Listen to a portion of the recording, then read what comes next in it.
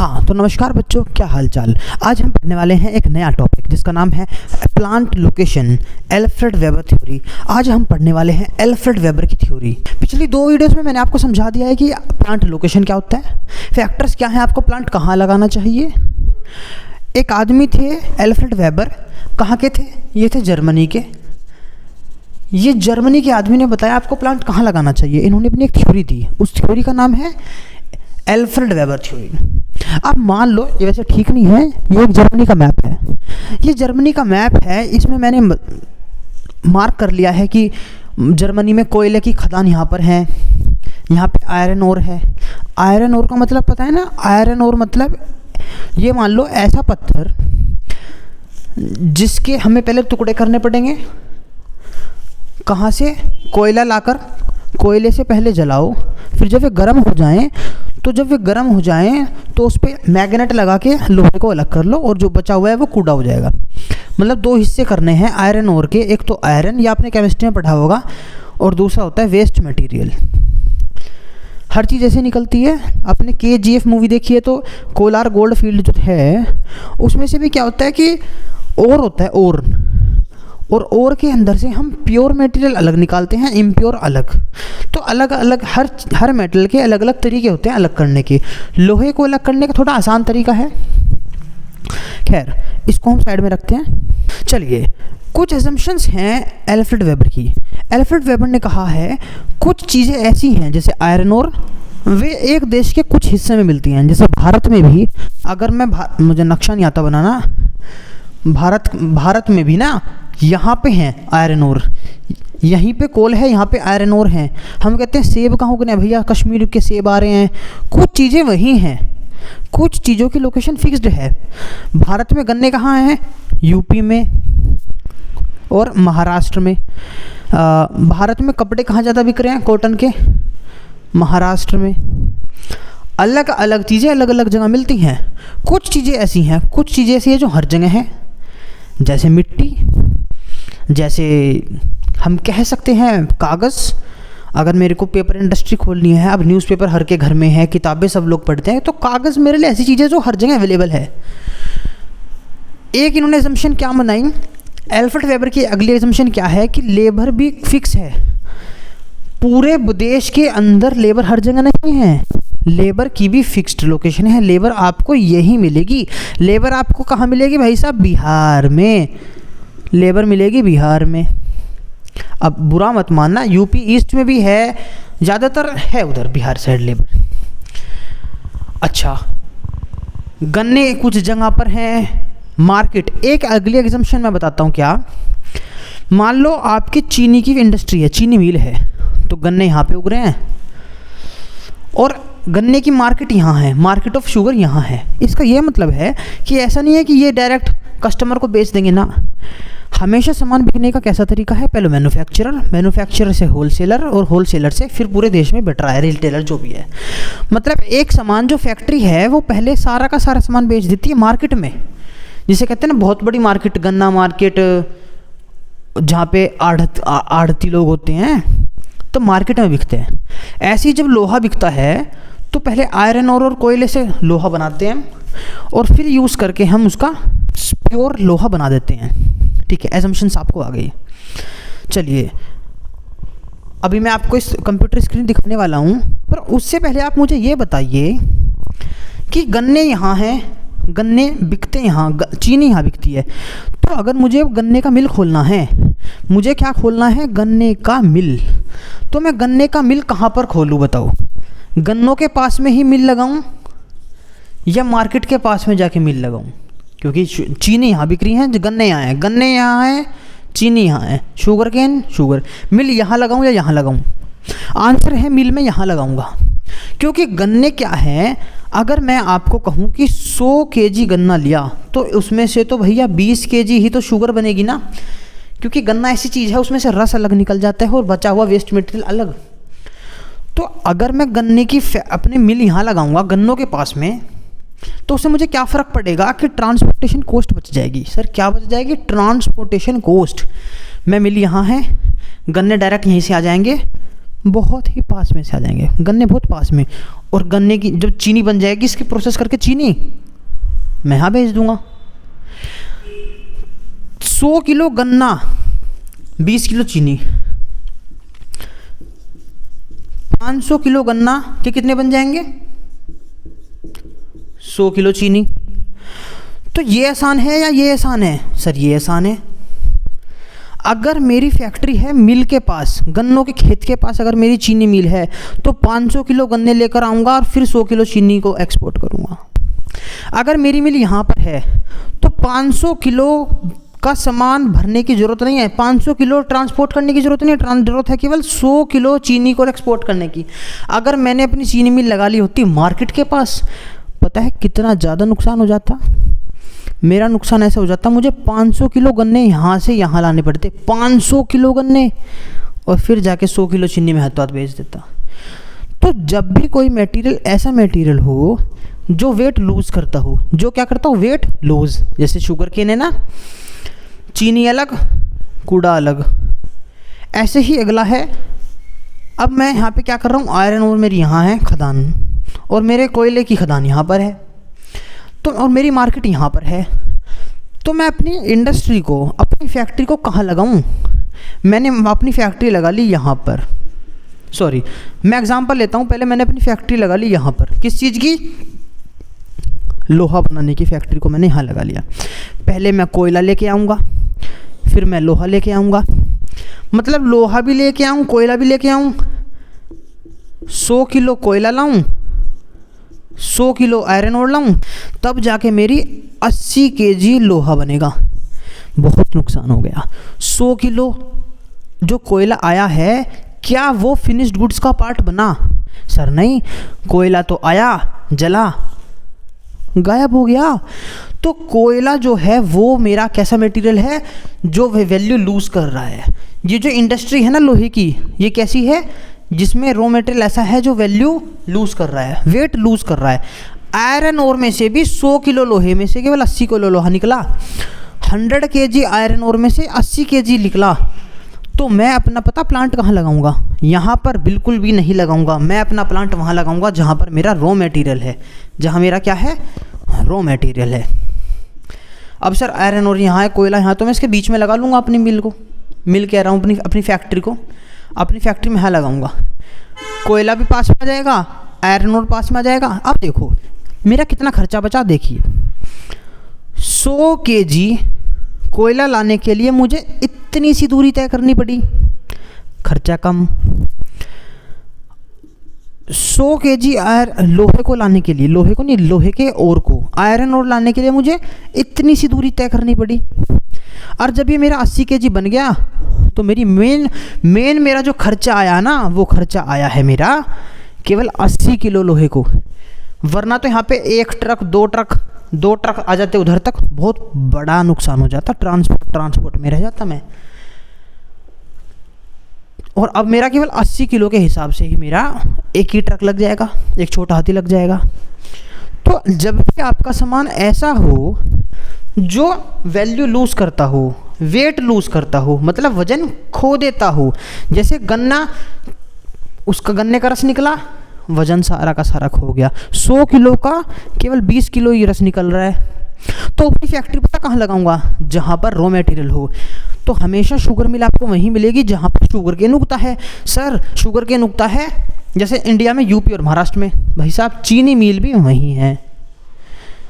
आपको मैंने पिछली वीडियो में एक चीज़ बताई थी, रूरकेला है और कई सारी फैक्ट्रीज़ हैं, स्टील इंडस्ट्री है, आयरन इंडस्ट्री है, वे सारी की सारी इसी साइड है, क्योंकि उनको कोयला भी पास पड़ता है, उनको आयरन और पास पड़ता है। तो जब भी पक्का लोहा जब भी वो प्योर लोहा बना देते हैं, उसको ट्रांसपोर्ट करते हैं। भाई साहब क्या फ़ायदा, आप एक ट्रक लेकर उसमें कोयले भरोगे, उस कोयले को 100 किलोमीटर दूर लेकर आओगे और उस कोयले को कुछ फ़ायदा ही नहीं हुआ, वो तो आया जल के राख हो गया। तो आप अपने ट्रक का, अपने भाई पेट्रोल महंगा हो रहा है, अपना खर्चा बचाए। अच्छा अब मैं एग्जांपल चेंज करता हूँ। मान लो आपने लिया 100 केजी कॉटन, तो इसका मैं बना दूंगा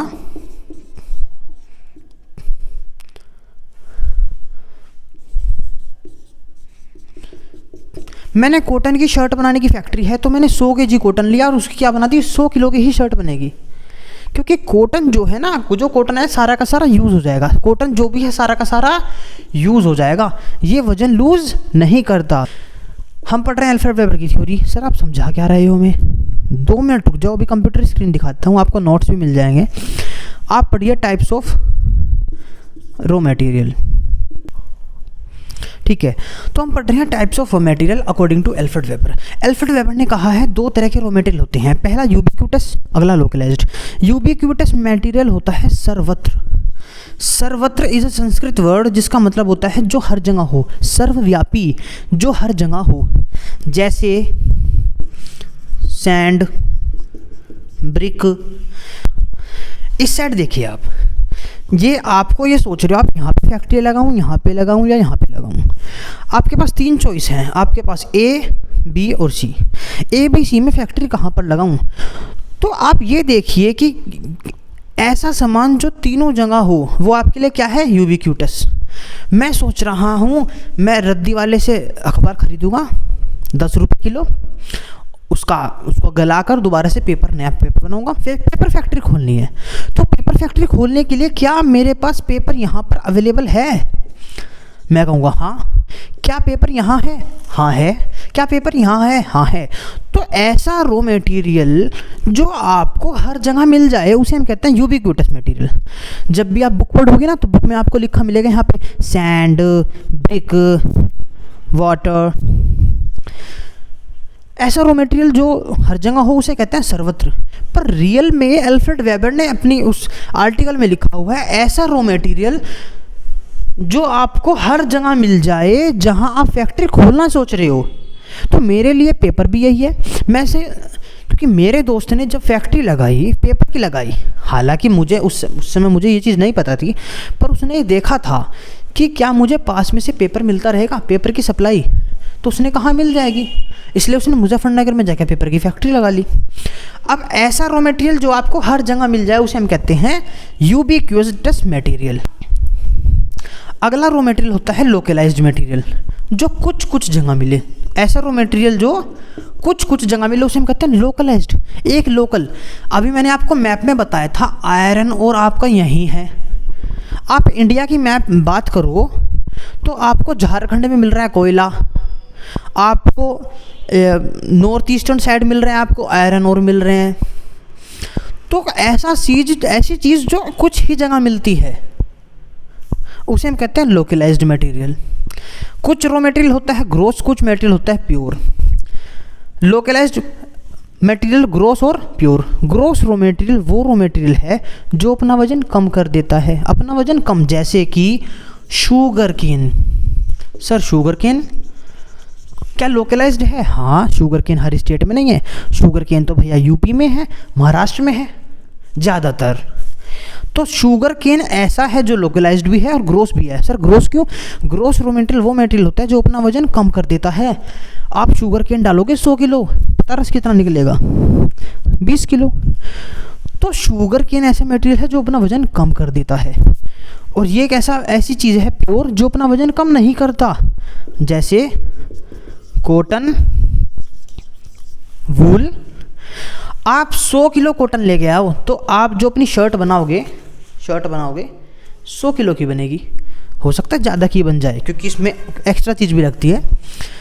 प्योर रॉ मटेरियल ऐसा मटेरियल है जो अपना वजन कम नहीं करता, और ग्रोस वो मटेरियल जो अपना वजन कम कर देता है। जैसे आयरन इंडस्ट्री, जैसे कोल, सॉरी यहाँ पे इंडस्ट्री नहीं आयरन और लिखना था। जैसे कि कोयला तो भाई साहब ऐसा ग्रोस रॉ मटेरियल है अपना वजन कम नहीं, जीरो ही कर देता है। आग में जला और फूक गया, बस काम खत्म इसका। तो कोयला तो सबसे बड़ा एग्जांपल है ग्रोस रॉ मटेरियल का। अगर आपको समझ आ गया हो टाइप्स ऑफ रॉ मटेरियल, अब आपसे कई बार क्वेश्चन कैसे आ जाते हैं, बताइए अगर आपका मटेरियल है यूबिक्विटस तो आपको अपनी फैक्ट्री रॉ मटेरियल के पास लगानी चाहिए कि मार्केट के पास? देखिए ये भी एक असम्पशन है। अल्फ्रेड वेबर ने कहा है या तो अपनी फैक्ट्री लगाओ रॉ मटेरियल के पास या लगाओ मार्केट के पास। अगर हो रॉ मटेरियल 2 या 2 से ज़्यादा तो लगा सकते हो आप थोड़ी बीच में। जैसे इस समय हम फैक्ट्री यहाँ लगाएंगे, यहाँ लगाएंगे, यहाँ पर, यहाँ पर या यहाँ पर? तो आंसर है यहाँ पर। डिस्टेंस पास पड़ेगा। ये मैथमेटिकल कैलकुलेशन की बात है कि आप यहाँ पर आओगे, आप यहाँ पर आओगे, परपेंडिकुलर डिस्टेंस ज़्यादा हो जाएगी, परपेंडिकुलर 90 डिग्री ये ज़्यादा हो जाएगी। तो आपको अपनी डिस्टेंस हमेशा कहाँ रखनी चाहिए? ऐसी जगह पर जहाँ पे आपको डिस्टेंस कम से कम पड़े। ठीक है, अच्छा। तो अब अगर आप जो फैक्ट्री लगाते हो वो मटेरियल है यूबिक्यूटस, अरे आपको यहाँ भी मिल जाएगा, यहाँ भी मिल जाएगा, ऐसा रॉ मटेरियल जो हर जगह मिल जाएगा। तो आप एक काम करो, अपनी फैक्ट्री पता हूँ कहाँ लगाओ। अगर आपका सामान है ग्रोस, भाई साहब वजन कम कर देता है, मुझे तो 100 kg चाहिए कोयला, 100 kg चाहिए आयरन और, तब जाके मेरा बनता है 80 kg आयरन। मतलब 80 किलो लोहा पाने के लिए 100 किलो की तो और लेके आऊँ मैं, और 100 किलो का लेके आऊँ कोयला। 100 किलो कोयला जब इस 100 किलो के आयरन को जलाएगा, आग में फूकेगा, तब जाके मेरा 80 किलो का लोहा निकलेगा। तो पता है फैक्ट्री कहाँ लगाऊँ? मैं लगाऊंगा रॉ मटेरियल के पास। मैं फैक्ट्री कहाँ लगाऊंगा? रॉ मटेरियल के पास। सर आप ऐसा क्यों कह रहे हो रॉ मटेरियल के पास? क्योंकि अगर मैंने अपनी फैक्ट्री मार्केट के पास लगा ली तो 100 kg का ट्रांसपोर्टेशन हो गया ना, बहुत सारा पैसा। 100 kg का एक ट्रक, 100 kg का एक ट्रक, भाई साहब 2 ट्रक चाहिएंगे, तब जाके मार्केट में सामान आएगा और फिर बिक जाएगा। मार्केट में सामान बेचने के लिए ज़रूरत नहीं है। अगर अपनी फैक्ट्री आपने कहाँ लगा ली? रॉ मटेरियल के पास, तो देखो कितना फ़ायदा हो गया। जब आपके पास आयरन और भी यहीं है, कोयला भी यहीं है, अपनी फैक्ट्री यहाँ लगाओ। डायरेक्ट रिक्शा में मतलब लाने का खर्चा ज़्यादा नहीं होगा, केवल 100 किलोमीटर एक ट्रक में काम हो जाएगा आपका मार्केट में पहुँचाने के लिए। अच्छा सर, ग्रोस भी समझ आ गया। ग्रोस का एग्जांपल एक तो मैंने आयरन ओर का दिया, दूसरा कौन सा दिया? गन्नों का। आप यकीन बताइए, अगर आज शुगर मिल जम्मू कश्मीर में लगी होती ना, तो आज चीनी 40 रुपये किलो नहीं 100 रुपये किलो होती। क्योंकि पहले बग्गी वाले लेकर जाते कहाँ तक? जम्मू कश्मीर तक। ट्रक जाते, ट्रक, उसमें ट्रक का एक्सपेंस आ जाता बहुत ज़्यादा, और वहाँ से मार्केट में जाते बहुत ज़्यादा खर्चा आ जाता। अपनी फैक्ट्री वहाँ लगाओ जहाँ पर रॉ मटेरियल हो, पर सामान होना चाहिए ग्रोस, जो अपना वजन कम कर दे। अगर कोई रॉ मटेरियल ऐसा है जो अपना वजन कम नहीं करता है, जैसे कॉटन, जैसे कि कॉटन, अपनी फैक्ट्री पता कहाँ लगाऊंगा? मैं लगाऊंगा वहाँ पर जहाँ पर मार्केट है। सर एग्जाम्पल दो जल्दी से, अभी देते हैं भैया। यहाँ मेरा रॉ मटेरियल है, यहाँ मुझे कॉटन मिल रहा है, कॉटन, यहाँ मेरी मार्केट है। अब ये देखिए, कॉटन सबसे ज़्यादा इंडिया में कहाँ उग रहा है?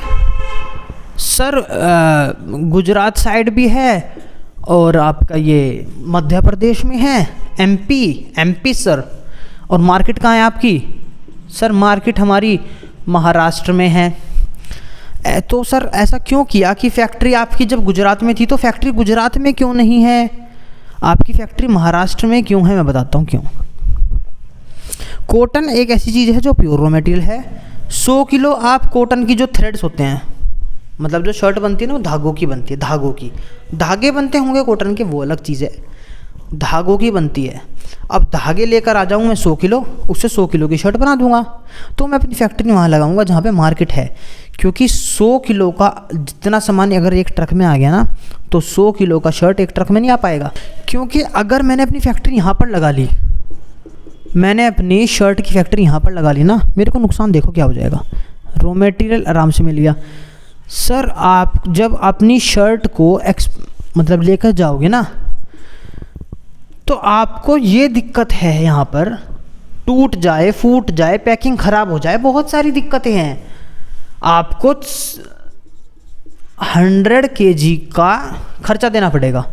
सर मार्केट के पास भी तो वही बात पड़ रही है, रॉ मटेरियल आप 100 kg का लेकर आओगे कॉटन को, और फिर शर्ट बनाओगे।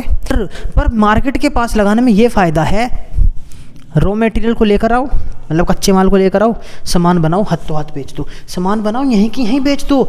आपका जो पैकिंग होगी वो ख़राब नहीं होगी, ट्रांसपोर्ट में कुछ भी चीज़ ख़राब नहीं होगी। अपनी मार्केट के पास लगाओ। अगर आपका मटेरियल यूबिक्यूटस है तब भी आप मार्केट के पास लगाओ तो ज़्यादा अच्छी बात है। कितनी अच्छी बात है, ना पैकिंग ख़राब होगी, कुछ भी ख़राब नहीं होगा। तो इसलिए ग्रॉस रॉ मटेरियल हो तो सामान अपनी फैक्ट्री लगाओ रॉ मटेरियल के पास, और बाकी दोनों केस में अपनी फैक्ट्री कहाँ लगाओ, मार्केट के पास। कुकर फैक्ट्री का एग्जांपल देता हूँ, बहुत अच्छे से समझ आएगा कुकर फैक्ट्री का। सर मुझे कुकर कैसे बनाना है, मुझे ये बताओ। स्टील मेरी यहाँ मिलेगी, मुझे स्टील यहाँ मिलेगी, मुझे पक्की स्टील कह रहा हूँ, स्टेनलेस स्टील। मेरी मार्केट यहाँ पर है। 100 kg स्टील अगर मैं लूँगा तो उसका मैं क्या करूँगा, 100 kg कुकर बना दूँगा। कोई वजन कम नहीं होता क्योंकि मैं पहले से ही बिल्कुल प्योर स्टील लेकर आया हुआ हूँ। तो 100 किलो स्टील का 100 किलो कुकर बन जाएंगे। पर 100 किलो स्टील अगर एक ट्रक में आएगी ना, वो कुकर इतने फूल जाते हैं ना भाई साहब, इन्हें तो 3 ट्रक चाहिएंगे। अगर 100 किलो स्टील एक ट्रक में आ जाती है तो 100 किलो कुकर 3 ट्रक में आएंगे, क्योंकि वो एरिया बड़ा कर लेते हैं। तो इस वजह से अगर आपका सामान वेट लूज़ नहीं करता, अगर आपका सामान, दोबारा से सुनो, 100 किलो का 100 ही निकल रहा है, वेट लूज़ नहीं कर रहा है, तो अपनी फैक्ट्री लगाओ बिल्कुल मार्केट के पास। फ़ायदा 100 kg आप स्टील ले आओ, बनाओ, हाथों हाथ बेच दो। कहने का मतलब है फैक्ट्री से निकला और 1 किलोमीटर दूर ही सामान बिक रहा है, कितनी अच्छी बात है। अगर आपने फैक्ट्री यहाँ लगा ली होती, आपको कुकर के ट्रक भर भर के बेचने पड़ते दूर। समझ गए? अब आ जाओ कंप्यूटर स्क्रीन की तरफ। एक देश के अंदर फैक्ट्री कहाँ लगानी चाहिए बच्चों, ये डिसाइड करना एक महाभारत का काम है। जब अल्फ्रेड वेबर बड़े हुए तो उन्होंने देखा कि कुछ फैक्ट्री साउथ जर्मनी में है, कुछ फैक्ट्री नॉर्थ जर्मनी में है। तो उन्होंने पता किया कि ऐसा क्या है कि लोग उसी जगह पर लगाते हैं फैक्ट्री। ज़्यादातर जर्मनी के वेस्टर्न जो एरियाज़ हैं वहाँ पर स्टील की फैक्ट्री लगाई हुई है। जो जर्मनी का ईस्टर्न इलाका है, यहाँ पर जो है, यहाँ पर ज़्यादातर फैक्ट्रीज़ हैं, टेक्नोलॉजी फैक्ट्री ज़्यादातर यहाँ लगी हुई है। ऐसा क्या है कि कुछ फैक्ट्रीज़ यहाँ हैं, मतलब कुछ तरह की फैक्ट्रीज एक ही इलाके में क्यों होती है, ये फैक्ट्रीज हमेशा झुंड क्यों बना लेती है। तो इन्होंने ये डिसाइड करने की सोची। इसका मतलब ये है कि लोगों को पहले से तो पता था कि फैक्ट्री कहाँ लगानी है, पर वो ना दुनिया वालों को नहीं पता था, कॉमन मैन को नहीं पता था। तो इन्होंने बताया, कॉमन मैन को बताया इन्होंने कि ये फैक्ट्री लोग यहाँ पर क्यों लगाते हैं। इसलिए यहाँ पे हम ये नहीं कहते कि इन्होंने इसको इन्वेंट किया, हम कहते हैं इसको एक्सपोजिशन, मतलब एक्सपोज कर दिया, उन फैक्ट्री वालों को एक्सपोज किया कि इन्होंने यहाँ पर फैक्ट्री क्यों लगाई। तो अल्फ्रेड वेबर जर्मनी के इकोनॉमिस्ट थे। ऐसे पहले इकोनॉमिस्ट थे जिन्होंने साइंटिफिक एक्सपोजिशन की, मतलब दूसरे को उसका चिट्ठा खोल दिया, एक्सपोज कर दिया। थ्योरी ऑफ लोकेशन को इसने एक्सपोज कर दिया। तो इस वजह से जो क्लासिकल इकोनॉमिस्ट, मतलब जो पुराने इकोनॉमिस्ट थे, बस थ्योरी पे थ्योरी पेल रहे थे, उन्होंने इसको एक्सपोज कर दिया। भाई साहब रीज़न मेन ये है, इन्होंने जो अपनी आइडियाज़ दिए वो कहाँ पे दिए, theory of location of industries. इन्होंने जर्मन लैंग्वेज में पब्लिश किए थे 1909 में। फिर एक आदमी आया कार्ल जोमचिंग फ्रेडरिच, इन्होंने 1929 में, मतलब 20 साल बाद इसको भाई साहब ट्रांसलेट कर दिया इंग्लिश के अंदर। इनका फालतू में नाम हो गया ट्रांसलेट के ऊपर। वेबर की थ्योरी में पर कुछ असम्पशंस हैं। सबसे पहली है there are certain fixed point of consumption. इसका ये मतलब है कि हर जगह पे नहीं है कंजप्शन। कंजप्शन हमेशा कहाँ है, मार्केट में। कंजप्शन कहाँ है, मार्केट में। मतलब पहले फैक्ट्री से सामान आएगा मार्केट में, फिर मार्केट से हो जाएगा डिस्ट्रीब्यूट पूरे देश के अंदर, पूरे देश के नहीं, अपने इलाके के अंदर। आप आज के हिसाब से मत सोचिए पूरे देश के अंदर हो जाएगा। पहले रोड की कमियां थी, 1909 की बात कर रहे हैं, रोड नहीं थे, अच्छा इंफ्रास्ट्रक्चर नहीं था। तो इन्होंने कहा कि कंजप्शन के एरियाज फिक्स्ड हैं। भाई साहब हमें तो अपना सामान यहीं बेचना है, तो यहीं बेचना है, यहीं से जाएगा दूसरे इलाकों में। अगला है जो रॉ मटेरियल की कॉस्ट है वो हर जगह सेम है। मतलब हर जगह सेम होने का मतलब है कि अगर आप दिल्ली में बैठे हो, आप एक आदमी महाराष्ट्र में बैठा है, सामान महाराष्ट्र में मिलता है, तो महाराष्ट्र से दिल्ली में ट्रांसपोर्ट का खर्चा तो हो जाएगा। पर ऐसा नहीं है कि ये आदमी इसको सामान महंगा देगा, नहीं भाई हम तो तुझे महंगा देंगे सामान क्योंकि दूर आ रहा है, नहीं ऐसा नहीं है, प्राइस हमेशा सेम है। हाँ ये ज़रूर है अनइवन डिस्ट्रीब्यूशन है, मतलब सामान हर जगह अवेलेबल नहीं है। कोयला हमेशा एक जगह मिलेगा, आयरन और दूसरी जगह मिलेगी। There are fixed centre of labour, labour की भी कुछ ही जगह हैं, ऐसा नहीं कि हर जगह पर लेबर है। लेबर के भी कुछ सेंटर हैं कि आपको लेबर वहीं मिलेगी, और जो भी जहाँ पे भी लेबर है भाई साहब अनलिमिटेड है। मतलब कितने मजदूर ले आओ आप, मजदूर ख़त्म नहीं होंगे, आपकी फैक्ट्री ख़त्म हो सकती है। मजदूर की हमेशा क्या रहेगी, unlimited supply. There are only there are only 2 elements of transportation cost. आपका जो ट्रांसपोर्टेशन का खर्चा है वो केवल 2 चीज़ों पे फ़र्क पड़ता है, आपका वजन कितना है, जितना ज़्यादा वजन उतना ज़्यादा ट्रांसपोर्ट का खर्चा, जितनी ज़्यादा दूरी उतना ज़्यादा ट्रांसपोर्ट का खर्चा। अच्छा, अगर आप लद्दाख की साइड में ट्रांसपोर्ट करा दो ना 100 किलोमीटर की, भाई साहब हज़ारों रुपये ले लेंगे।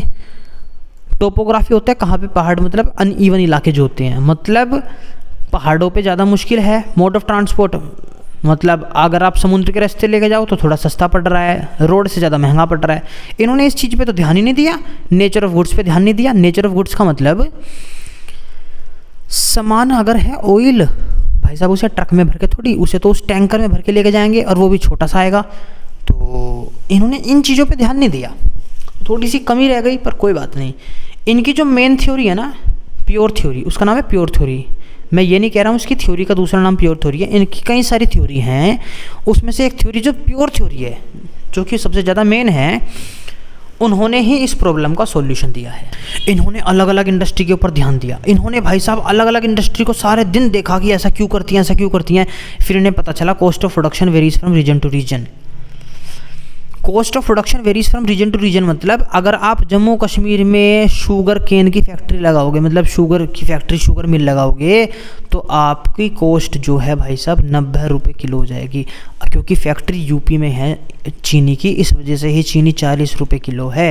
इनका कहने का ये मतलब है जगह चेंज करोगे तो पैसे चेंज हो जाएंगे, और इस वजह से इनकी थ्योरी हम कहते हैं डिडक्टिव। सर डिडक्टिव मतलब क्या? हाँ, MCQ वालों के लिए बताता हूँ। डिडक्टिव इन अप्रोच का मतलब है पहले इन्होंने देखा कि फैक्ट्री यहाँ क्यों लगी हैं, उसका रीज़न देखा, फिर बताया अच्छा इस वजह से, मतलब पहले जो चीज़ पहले से एस्टेब्लिश्ड है उसके रीजंस निकाले और फिर बताया कि ऐसा क्यों हुआ है। जैसे मोटिवेशनल स्पीकर करते हैं, पतंजलि इतना सक्सेसफुल क्यों हुआ, पहले देखेंगे सक्सेसफुल हो गया, फिर देखेंगे क्या क्या किया, फिर बताएंगे ऐसा क्यों हुआ। जैसे कि पहले मैंने देखा माचिस की फैक्ट्री कहाँ लगी है, मैंने देखा तमिलनाडु में सबसे ज़्यादा माचिस की फैक्ट्री है। फिर मैंने देखा अच्छा इसके पीछे क्या रीजंस हैं, मैंने ढूंढ लिए और फिर मैं आपको बता रहा हूँ। आपको पता है माचिस की फैक्ट्री तमिलनाडु में क्यों है, वो उसका रीज़न ये है। तो इसे कहते हैं डिडक्टिव। जो चीज़ पहले से एस्टेब्लिश्ड है पहले उसका रीज़न देखा और फिर अपनी थ्योरी निकालना, उसे कहते हैं डिडक्टिव। खैर ये थ्योरी वालों के लिए ज़्यादा इंपॉर्टेंट की बात नहीं थी। वेबर को तो चुल थी एक, वो जानना चाहता था कि एक इंडस्ट्री एक जगह से दूसरी जगह में क्यों चली जाती है, ऐसा क्या चीज़ आ रहा है जो एक जगह से दूसरी जगह। तो उन्होंने पता किया कि कुछ प्राइमरी फैक्टर्स हैं, कुछ सेकेंडरी। प्राइमरी फैक्टर का नाम दिया रीजनल फैक्टर और सेकेंडरी का नाम दिया उन्होंने एग्लोमेरेटिव डेग्लोमेरेटिव। आपको इस चार्ट से मैं समझा दूंगा, जो आपको चार्ट दिख रहा है आपको देखिए। रीजनल फैक्टर में भी इसके दो हिस्से हैं, अगल पहला है ट्रांसपोर्ट, दूसरा है लेबर। तो रीजनल फैक्टर के अंदर कौन से हैं, ट्रांसपोर्टेशन और लेबर। मतलब मेन फैक्टर जो है ना एक फैक्ट्री लगने के, वो 2 ही हैं, या तो आपका ट्रांसपोर्ट का खर्चा बच जाए या आपकी लेबर का खर्चा बच जाए। इसका मतलब इन्होंने बस 2 ही चीज़ पे ध्यान दिया, आपका ट्रांसपोर्ट का खर्चा और आपके लेबर का खर्चा। ये 2 खर्चे हैं जो बच गए तो आपके मल्ले बल्ले हैं, आपके बल्ले बल्ले हैं। सर ट्रांसपोर्ट का खर्चा कैसे बचाएं? सबसे पहले डिस्टेंस कम कर दो, सबसे पहले क्या कर दो, डिस्टेंस कम कर दो, कम से कम डिस्टेंस हो। और दूसरा है आपका वजन कम से कम लोड हो आपके ट्रक के अंदर। 2 चीज़ पे ध्यान दो। दोबारा पढ़ो, कुछ प्राइमरी फैक्टर कुछ सेकेंडरी फैक्टर। प्राइमरी फैक्टर मतलब जो मेन फैक्टर है, सेकेंडरी फैक्टर जो मेन फैक्टर नहीं है। ट्रांसपोर्ट का खर्चा कम से कम हो और लेबर का खर्चा कम से कम हो, बस ये खुश हैं। ये कहते हैं एक फैक्ट्री चल जाएगी, ट्रांसपोर्ट और लेबर के खर्चे को कम कर दो। तो ट्रांसपोर्ट का खर्चा कम कैसे करोगे, आप अपनी डिस्टेंस को कम से कम कर दो। मतलब आपको कम से कम किलोमीटर तय करना पड़े, आपका ट्रक कम से कम चले, खर्चा बचेगा। उस ट्रक के अंदर वजन कम से कम हो, वजन कम से कम हो, आपका खर्चा बच जाएगा। फिर इन्होंने बताया कि वेट को कम करने के लिए पता क्या, यूबिक्विटस मटेरियल हो तो अपनी फैक्ट्री कहाँ लगाओ, मार्केट के पास। ये सेकंड लिख दिया, सॉरी, ये यूबिक्विटस मटेरियल ये है सेकंड। यूबिक्विटस मटेरियल हो तो आपको लगाओ अपनी फैक्ट्री मार्केट के पास। अगर आपका सामान हो ग्रोस तो अपनी फैक्ट्री लगाओ रॉ मटेरियल के पास। अगर आपका सामान हो प्योर वाला जो वजन कम नहीं करता तो अपनी फैक्ट्री कहाँ लगाओ, अपनी फैक्ट्री लगाओ मार्केट के पास। मार्केट के पास ये लगाने में ये फ़ायदा हो जाएगा कि जैसे ही सामान बनेगा तुरंत बिक जाएगा। तो सामान ख़राब होने का, रास्ते में बारिश हो जाए, ट्रक में कुछ भी दिक्कत आ जाए तो रॉ मटेरियल ख़राब हो जाए, कोई दिक्कत नहीं। आपकी मेहनत किया हुआ फिनिश्ड गुड्स ख़राब हो जाएगा, दिक्कत है। क्या समझा रहा हूँ मैं? ट्रक जा रहा है रॉ मटेरियल का भरा हुआ, इस पर बारिश आ जाए कोई दिक्कत नहीं। सामान जा रहा है फिनिश्ड गुड्स का, इस पर बारिश हो जाए दिक्कत हो जाएगी ज़्यादा, क्योंकि ये ज़्यादा महंगा है, ये ज़्यादा सस्ता है। तो फिनिश्ड गुड्स अगर मार्केट के पास में ही है, फिनिश्ड गुड्स अगर मार्केट के पास में ही है तो सामान तुरंत बिक जाएगा, 2 किलोमीटर दूर बिक जाएगा। अब इनको हम पढ़ते हैं डिटेल में। ये जो मैंने लिखा हुआ है इसकी, अब आप कहोगे कि सर इसके नोट्स चाहिए, तो इसके नोट्स आपको मिल जाएंगे, बस मुझे इस वीडियो के नीचे अच्छा सा कमेंट करना है और बस मैसेज करना है। अब आपको केवल 5 मिनट के अंदर अंदर पूरा का पूरा समझा देता हूँ, क्योंकि टाइम पहले ही बहुत ज़्यादा हो चुका है। प्राइमरी फैक्टर आपको बता दिया मैंने। प्राइमरी फैक्टर कौन कौन से हैं? 2 हैं, ट्रांसपोर्टेशन और लेबर। ट्रांसपोर्ट का खर्चा कम से कम हो, लेबर का खर्चा कम से कम हो। ट्रांसपोर्ट का खर्चा कम कैसे करोगे? वेट कम कर दो, डिस्टेंस कम कर दो, सब कुछ कम करना है। ट्रांसपोर्ट का खर्चा कम कैसे करोगे? उसमें जो सामान का वजन है उसको कम कर दो, और जो किलोमीटर डिस्टेंस है उसको भी कम कर दो। सर समझ गए? मैंने लिखा हुआ है अगर शुगर मिल जम्मू कश्मीर में हो जाए ना तो चीनी 80 रुपये किलो हो जाए, क्योंकि कॉस्ट ऑफ प्रोडक्शन, सामान बनाने का खर्चा जगह टू जगह चेंज हो जाता है। सर हम बिल्कुल समझ गए आपकी बात, आप कहना क्या चाहते हो, बहुत अच्छी बात है। अल्फ्रेड वेबर ने कहा है 2 ही जगह है सामान फैक्ट्री लगाने की, या तो फैक्ट्री वहाँ लगाऊँ जहाँ रॉ मटेरियल हो, या अपनी फैक्ट्री वहाँ लगाऊँ जहाँ पर आप अपने फिनिश्ड गुड्स को बेचोगे।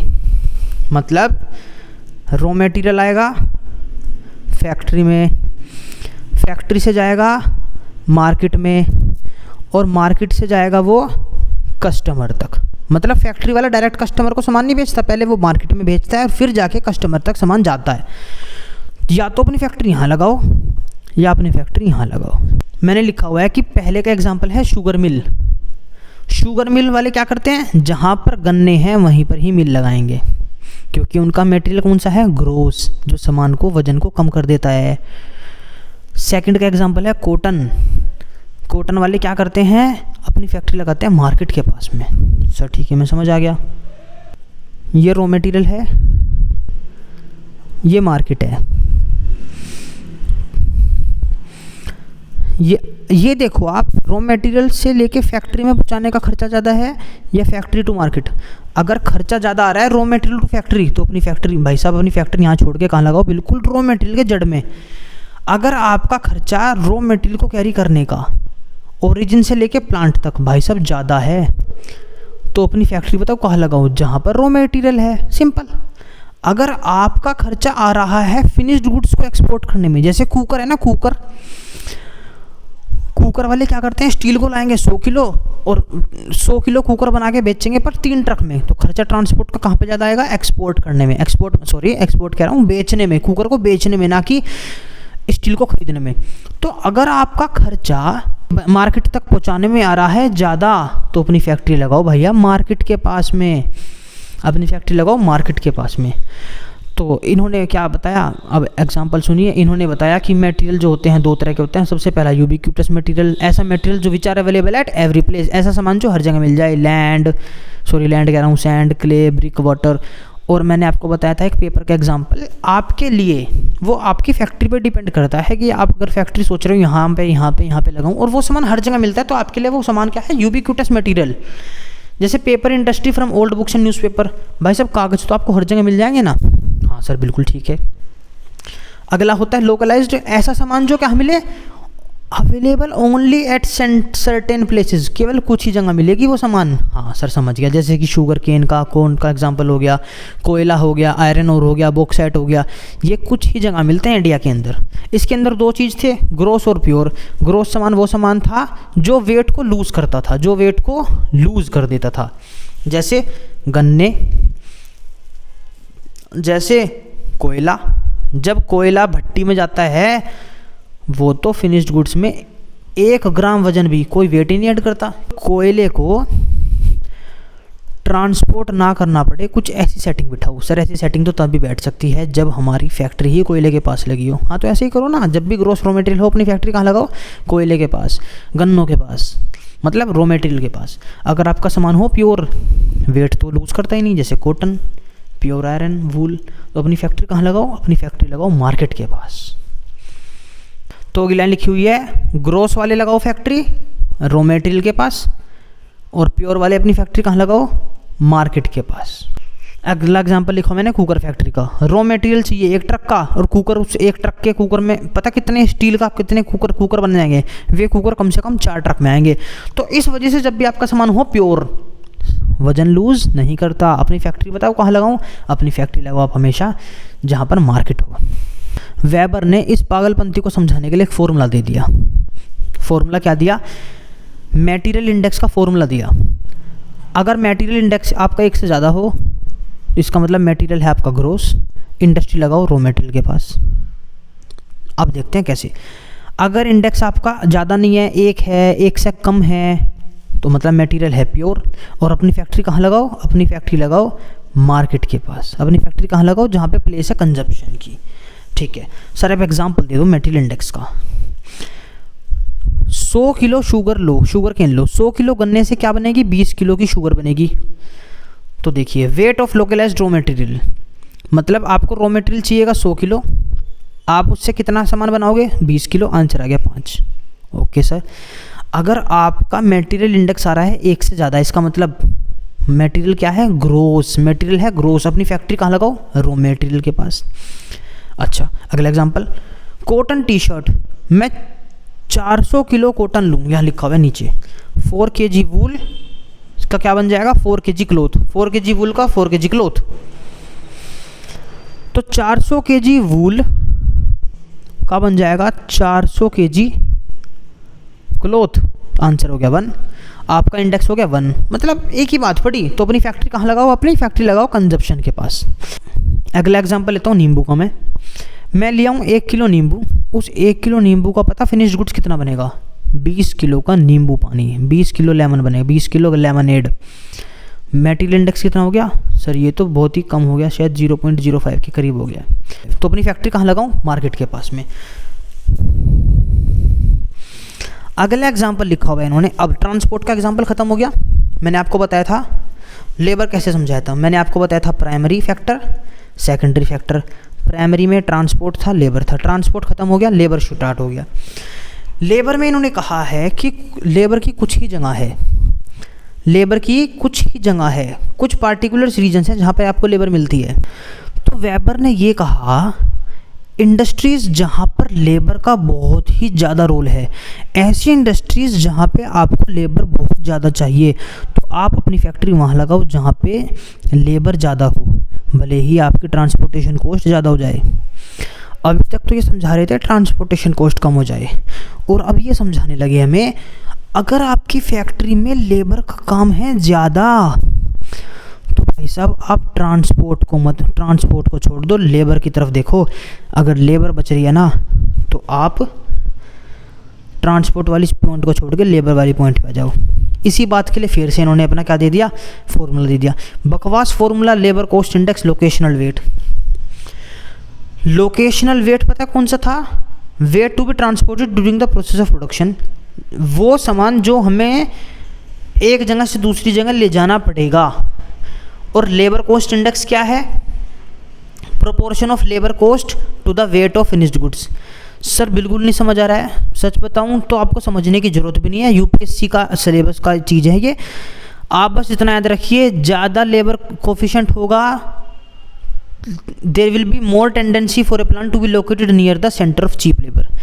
अगर लेबर कोफिशिएंट है ज़्यादा तो अपनी फैक्ट्री लगाओ लेबर के पास, अगर ये है कम तो अपनी फैक्ट्री वहाँ लगाओ जहाँ पे ट्रांसपोर्टेशन कॉस्ट बच जाए, जहाँ ट्रांसपोर्टेशन कॉस्ट बच जाए।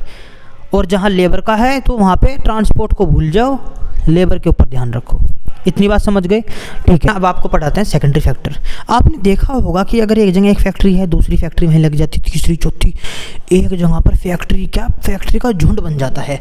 वो ऐसा क्यों होता है कि फैक्ट्री एक तरह से कॉन्सेंट्रेशन हो जाती है और एकदम से क्या हो जाता है, फैक्ट्री वहाँ बिखर जाती है।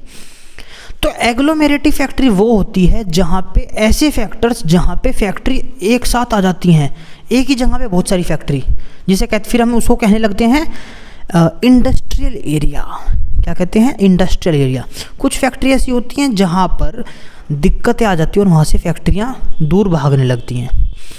तो एग्लोमेरेटिव डेग्लोमेरेटिव समझ गए? ऐसे फैक्टर्स जिसकी वजह से फैक्ट्रियाँ एक जगह पे आ जाती हैं उन्हें कहते हैं एग्लोमेरेटिव। ऐसे फैक्टर्स जहाँ पे फैक्ट्रियाँ दूर भागने लगती हैं उसे कहते हैं deglomerative. Agglomerative are external economies, economies मतलब फ़ायदे, इकोनॉमीज मतलब फ़ायदे, और डेग्लोमेरेटिव मतलब एक्सटर्नल डिस इकोनॉमी मतलब नुकसान।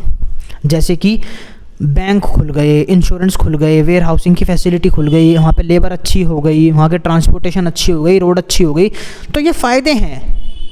और नुकसान कौन कौन सी है जिसकी वजह से फैक्ट्री छोड़ के चली जाती हैं? भाई साहब, वेतन ज़्यादा मांगने लगे, वहाँ पे खर्चे ज़्यादा बढ़ गए, वहाँ पे रेंट ज़्यादा बढ़ गया, वहाँ पे सरकार ने टैक्स ज़्यादा हिसाब ले लिया, वहाँ पे ज़मीन खरीदनी बहुत महंगी हो गई।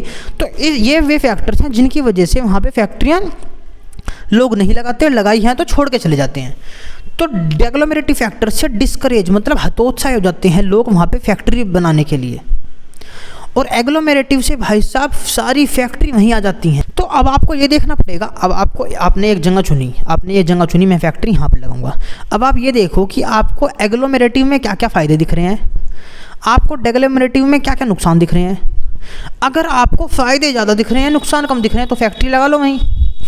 अगर एग्लोमेरेटिव के फ़ायदे इकोनॉमीज ऑफ कॉन्सेंट्रेशन मतलब एग्लोमेरेटिव, कॉन्सेंट्रेशन मतलब एक जगह एक इकट्ठा एकजुट, अगर आपको एग्लोमेरेटिव के फ़ायदे ज़्यादा दिख रहे हैं, ज़्यादा powerful than the forces of deglomeration, अगर आपको एग्लोमेरेशन के ज़्यादा फ़ायदे दिख रहे हैं डेग्लोमेरेशन के मुकाबले, तो भाई साहब आप अपने एग्लोमेरेशन की जगह लगा लो।